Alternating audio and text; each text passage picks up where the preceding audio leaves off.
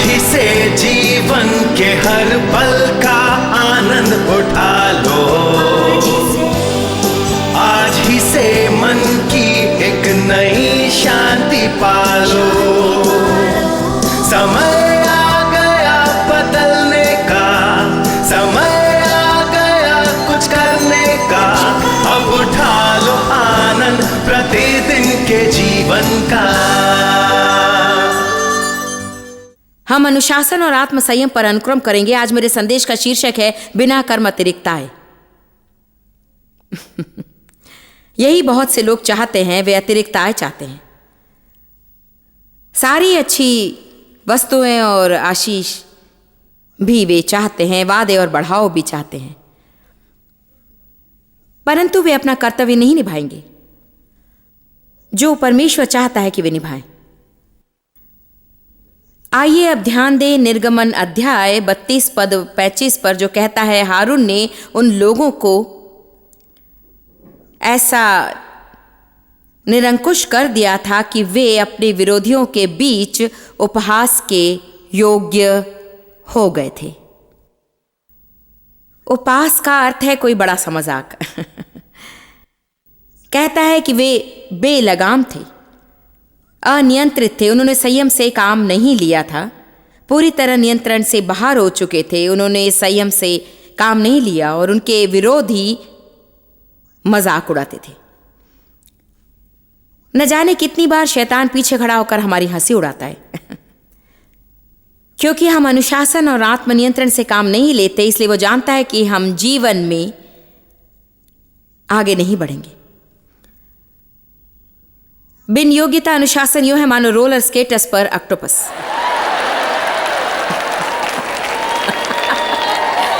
जरा सोचिए, गति तो तेज है मगर ये नहीं जान पाते कि आगे जाएंगे या पीछे या फिर बगल की ओर।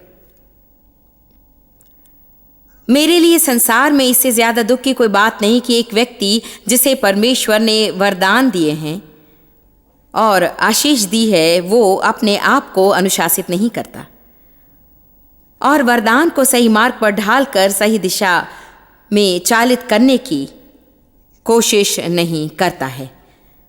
बहुत से लोग दूसरों की वस्तुएं देखकर उनसे डाहा करते हैं, उनके कामों से और जीवन में उनकी सफलता के स्तर से ईर्ष्या भी करते हैं, परंतु अधिकांश समय वे लोग जो ईर्ष्यालु हैं वे उस मार्ग पर चलने को तैयार नहीं जिससे होकर वे उस मंजिल तक पहुंचे हैं।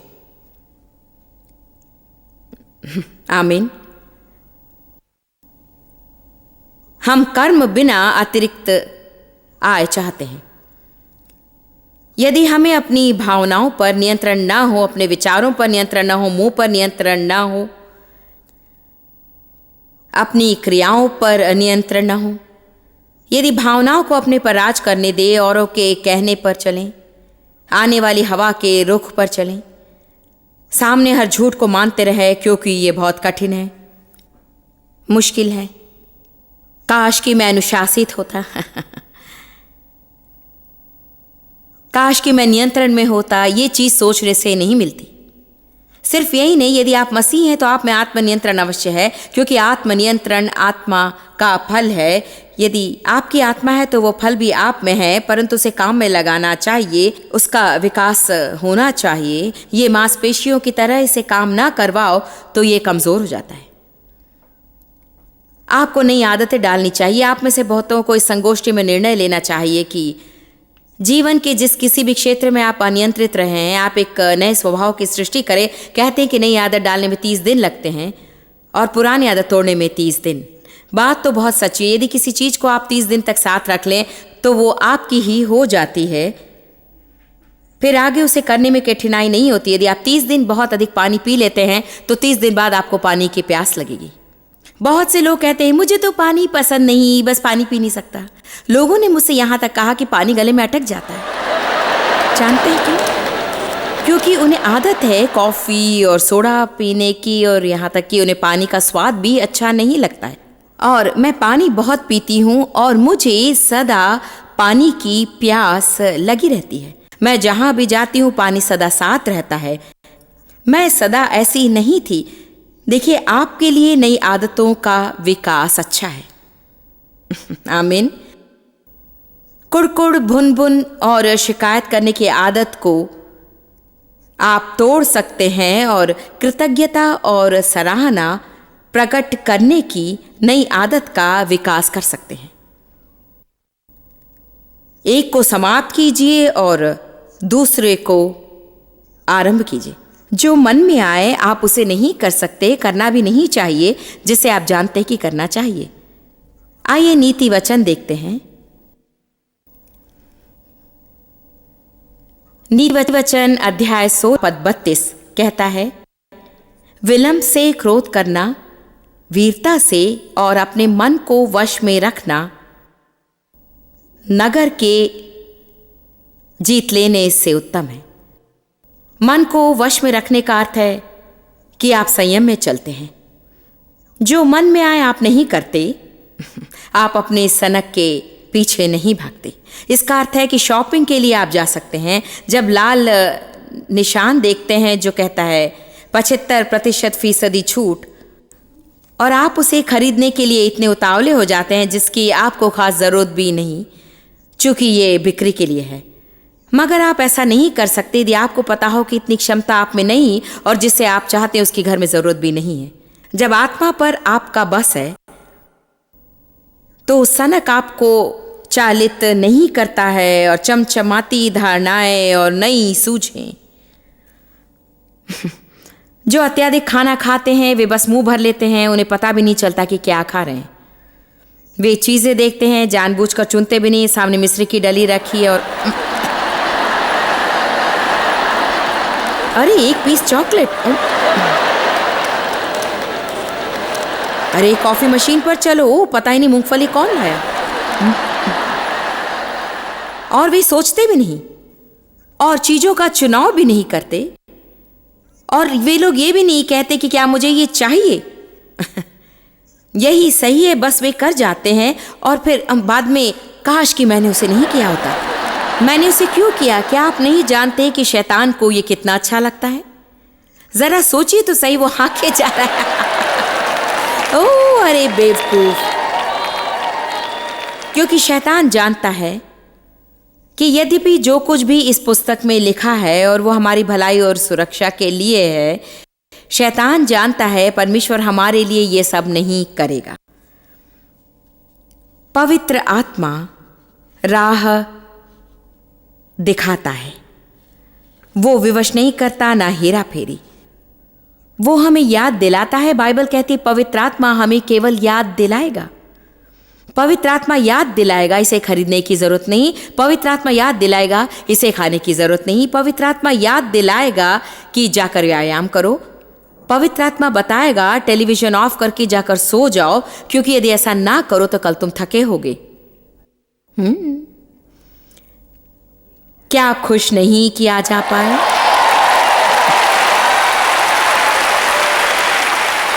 और इससे काफी लोगों की मदद होगी। क्योंकि मेरी बात सुनिए, आपके अनुभव से कहीं अधिक परमेश्वर के पास आपके लिए है। वो चाहता है कि आपके पास जो है उससे कहीं अधिक हो। वो सचमुच चाहता है कि आपके पास जो है उससे कहीं अधिक आपके पास हो। परंतु अभी जो है उन्हें यदि आप नियंत्रित नहीं करें तो आपको कुछ और क्यों दे नष्ट करने के लिए। जो अभिषेक आपको प्राप्त है उसे यदि आप फलवंत ना करें तो आपके अभिषेक को नहीं बढ़ाएगा। आपके अच्छे अवसरों को भी वो नहीं बढ़ाएगा यदि अपने को अनुशासित करके मौके के जो द्वार अभी खुले उनमें प्रवेश करके आप आगे ना बढ़े। मुझे प्रतीति है कि परमेश्वर सबको समान अवसर देने वाला नियोजक है। मुझे प्रतीति नहीं कि परमेश्वर आशीष देने के लिए कुछ प्रियजनों को चुन लेता है और दूसरे लोग जीवन में पिछड़े हुए बेबस बैठे होते हैं। हर मसीही का जीवन उज्जवल हो सकता है। इसका अर्थ ये नहीं कि समस्याएं नहीं होंगी और हमें कभी परीक्षण में से गुजरना नहीं पड़ेगा। हम सबको संकट से गुजरना पड़ता है, मगर जो आशीष पाते हैं वे हैं जो उनमें से गुजरते हैं और परली तरफ जयवंत होकर निकलते हैं। वे नहीं जो कराहते हुए छोड़ देते हैं हर बार। और ये तो बहुत मुश्किल है, कितना मुश्किल है, ये बहुत ही मुश्किल है। सिर्फ शैतान मुझे न ललचाए तो अच्छा होगा। ये शैतान का काम है। बस शैतान जरा एक प्रकाशन पाइए, शैतान कभी आपका पीछा नहीं छोड़ेगा। जब तक आपकी सांस चल रही है और आप इस धरती पर हैं, आपके जीवन के लिए प्रभु की योजना को तबाह करने की कोशिश शैतान करता ही रहेगा। पद 32, विलंब से क्रोध करना वीरता से और अपने मन को वश में रखना नगर के जीत लेने से उत्तम है। जानते कितना अच्छा लगता है और ये कितना सही है जब आपको एहसास होता है कि जो आपको करना था आप कर चुके। इसमें आश्चर्य की कोई बात नहीं कि कितना बुरा लगता है आप जब इस ओर देखते हैं और सोचते हैं कि सफाई नहीं की, और परियोजना को देखते हैं जो असमाप्त है, फिर इसकी ओर देखते हैं जो आधी समाप्त है। उस अलमारी को खोलते हैं और चीज़ें नीचे गिरती हैं, आप फिर उठाकर उन्हें अंदर खोस देते हैं और आप याद करते हैं कि प्रभु आपसे 6 साल से कह रहा है कि इसे साफ करो और आपने नहीं किया। और जब आप गैराज में जाते हैं तो लगता है कि सारा गैराज एक रद्दी की टोकरी जैसा है।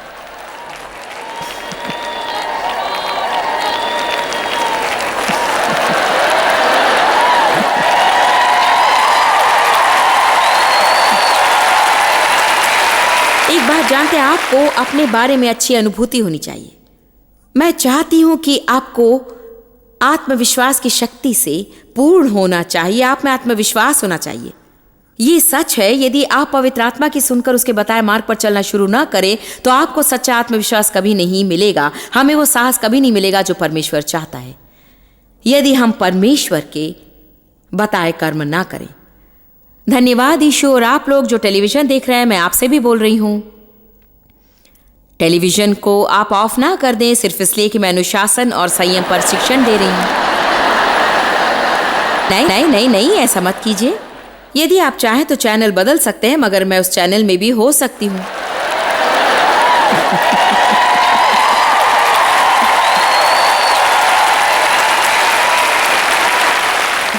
प्रभु की स्तुति हो। कुछ समय तक कोई भी अनुशासन आनंद नहीं देता। देखिए, इसलिए लोग अपने को अनुशासित नहीं करते क्योंकि वो आराम की चीज नहीं है। इसमें बहुत पीड़ा है। आपका शरीर तो इसे स्वीकार ही नहीं करता। ये तो यूं है बस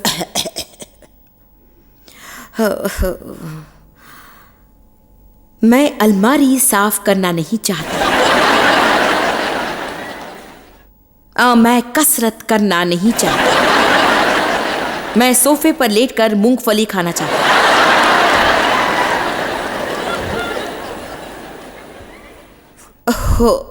आज मैं घर साफ करना नहीं चाहता।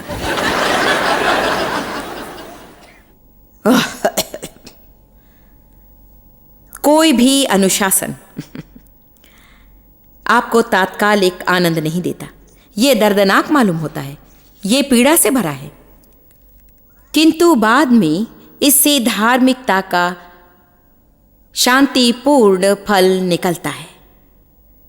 वाह, कितनी रौबदार बात है कि काम पूरा हो गया और लगे कि आपने फल उत्पन्न किया है।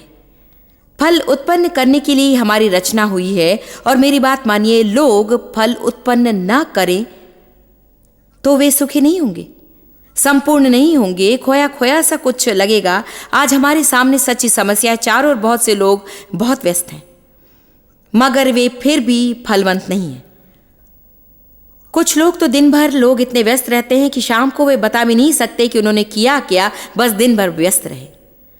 इसका आंशिक कारण है कि शैतान हमारा समय चुराने के लिए कुछ ओछी चीज़ों और लोगों का प्रयोग करता है, और हमें सीखना है कि हम अनुशासित होकर लोगों से ना कह सकें, उन्हें ये सुनना पसंद ना हो तो भी। परमेश्वर ने आपका कर्तव्य ठहराया है और आपके लिए नित नया काम है, मगर शैतान आपको अपने मार्ग से और लक्ष्य से हटाने के लिए कुछ लोगों को भेज देता है। वो दृश्य को यूं बना देगा जैसे मसीह की पुकार है, उन्हें मदद की जरूरत है। यदि आप किसी की मदद करना चाहें जिसकी आप 10 साल से मदद करते आ रहे हैं, फिर भी उन्हें मदद की जरूरत है। आज एक प्रकाशन पाई, उन्हें मदद नहीं चाहिए।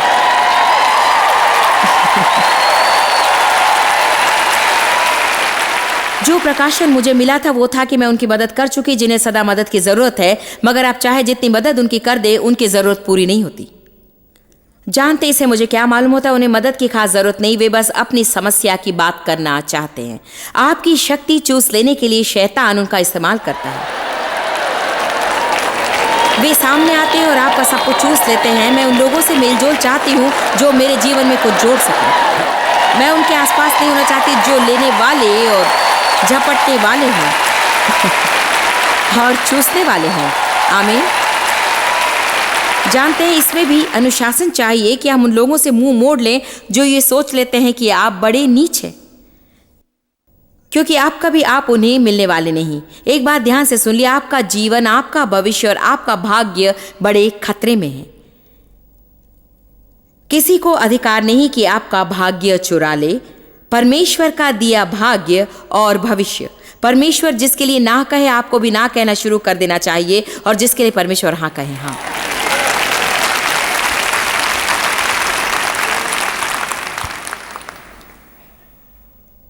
कोई भी अनुशासन तुरंत आनंद नहीं ला देगा, परंतु बाद में ये उत्पन्न करता है धार्मिकता का एक शांतिपूर्ण फल।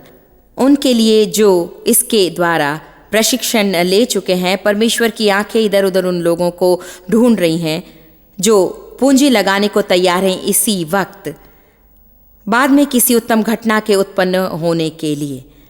उन लोगों को जो कुछ खोने को तैयार हैं इसी वक्त, बाद में बेहतर चीज को पाने के लिए। कुछ खोए बिना आप प्रगति नहीं कर सकते हैं। आपको सदा पूंजी लगानी पड़ेगी और आपको किसी न किसी चीज से मुंह मोड़ लेना ही पड़ेगा जब बेहतर चीज की ओर आप बढ़ रहे हैं। आमीन। और देखिए, इसके लिए अनुशासन की जरूरत है। कह नहीं सकते कि कितने लोग परेशानी में जी रहे हैं क्योंकि वे उनके साथ जुड़े रहते हैं जो बिल्कुल निकम्मे हैं, और वे वहां से कभी हटेंगे भी नहीं क्योंकि वे डरते हैं कि शायद भविष्य उनका मन चाहा ना हो, इसीलिए वे इसी में जुड़े रहते हैं। आप में से कुछ इसे समझ जाएंगे। उधर उस सेक्शन में सब लोग बात को समझ रहे हैं। बहुत अच्छे, हालेलुया।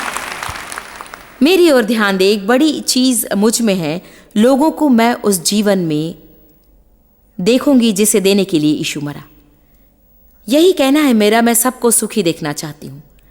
मैंने कितने ही असुखी साल मसीह होकर बिताए हैं और अब मैं सबको सुखी देखना चाहती हूँ। खुशी पाने के लिए कुछ चीज़ों की ज़रूरत है। एक तो यह है कि आपको पवित्र आत्मा की अगुवाई चाहिए। आपसे वो जो कहे और जब करे करने के लिए आपको करना चाहिए। आपको समझना चाहिए कि जब भी वो आपसे कुछ करने के लिए कहे, वो आपके जीवन में कुछ जोड़ रहा है, ना कि ले रहा है।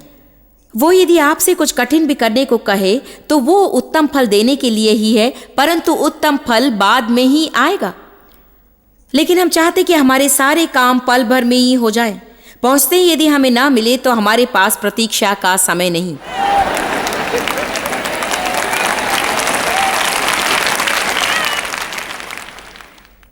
हम लोग इतनी जल्दी में हैं, इतने बेसब्र हैं। कई अद्भुत चीजों का वादा है प्रभु का। उन्हें पाने के लिए कुछ काम आपको करने पड़ेंगे जो परमेश्वर बताता है आपसे करने को। आप बेसब्र नहीं हो सकते क्योंकि कभी कभी कठिनाइयों से गुजरना पड़ता है एक हद तक आपके बढ़ाव के आने से पहले। जानते मेरी सच्ची प्रतीति क्या है? आप जितनी देर किसी की बात जो है उतनी अधिक मिठास आपको मिलती है। ये सत्य है। जितनी देर प्रतीक्षा, जितना अधिक कठिन काम, जितना ही आप ऊब कर छोड़ना चाहें, उतनी अधिक उत्तेजना होती है जब वो अचानक से आ जाता है और आप कहते हैं वाह, ये तो समुचित है। एक बात जानते, जो चीज आसानी से मिल जाए वो हमारे लिए कोई विशेषता नहीं रखती। परमेश्वर जानता है कि इसका क्या तात्पर्य है कि मैं यहां खड़ी होकर इस जन समुद्र के सामने प्रचार कर सकूं।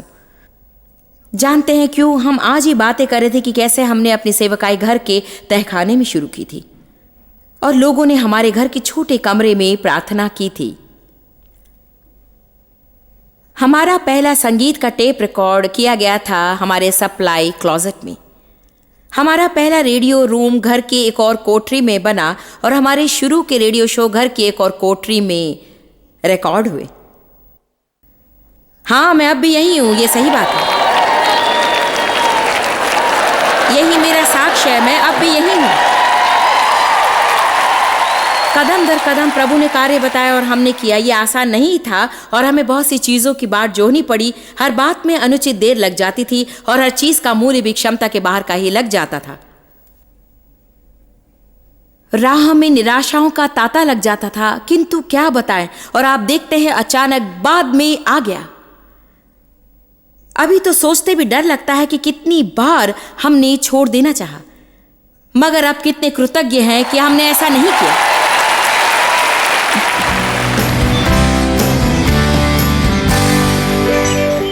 क्या आप ऋण में हैं? आपको अक्सर लगता है कि आपके पास काफी पैसे नहीं हैं। शायद आपको लगता है कि मुश्किल से चलता है, आपके पास थोड़ा और कभी नहीं होता। और आपकी पत्नी के साथ हर रोज पैसे को लेकर बहस होती है। बहुत से लोगों की आर्थिक समस्याएं हैं, मगर ये तो पैसों की समस्याओं का क्षेत्र नहीं है। आर्थिक विषयों को संभालना आप सीख सकते हैं। और अगले सप्ताह से हम एक नया अनुक्रम टीवी पर दिखाने वाले हैं। पहली बार हमने इस विषय पर अनुक्रम बनाया है और ये है पैसों पर, पैसे कैसे संभाले जाएं। परमेश्वर ने सेवकाई को आशीष दी है हमारे व्यक्तिगत जीवन में भी, विशेषकर मेरे पति की, क्योंकि उनकी सहनशील आत्मा है। चीजों के लिए वे प्रतीक्षा कर सकते हैं और इसी कारणवश हम अधिक ऋण में नहीं हैं।